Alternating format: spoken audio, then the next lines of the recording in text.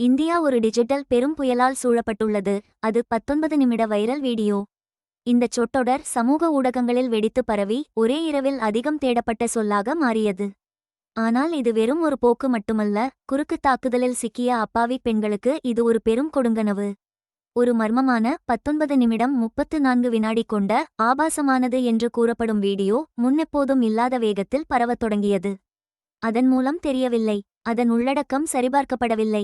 ஆனாலும் 2025 டிசம்பர் தொடக்கத்திற்குள் இலட்சக்கணக்கானோர் பதற்றத்துடன் அதை தேடினர். இது உண்மையான காட்சிகளை விட வேகமாக பரவிய ஒரு டிஜிட்டல் காட்டுத்தீயை உருவாக்கியது.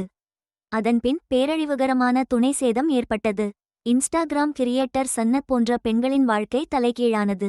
அவரது கருத்து பகுதி 19 நிமிடங்கள் என்ற குறிப்புகளால் நிரம்பி வழிந்தது. இது ஒரு பொது வேண்டுகோளை விடுக்க அவரை தூண்டியது. நான் அவளை எந்த வகையிலாவது ஒத்திருக்கிறேனா? அப்படியானால் எனக்குச் சம்பந்தமில்லாத ஒன்றிற்கு நான் ஏன் பழிக்கப்பட வேண்டும்?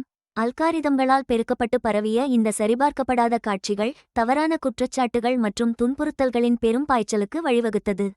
எண்ணற்ற பெண்கள் ஆட்சேபகரமான செய்திகளை எதிர்கொண்டனர். ஆதாரமற்ற ஆன்லைன் ஊகங்களால் அவர்களின் நற்பெயர்கள் சிதைக்கப்பட்டன. இது ஒரு திகிலூட்டும் நினைவூட்டல். கட்டுப்படுத்தப்படாத ஆன்லைன் ஆர்வம் உண்மையான வாழ்க்கையை சிதைக்க முடியும். டிஜிட்டல் கிசுகிசுக்களை பேரழிவுகரமான மனித இழப்புகளாக மாற்றுகிறது.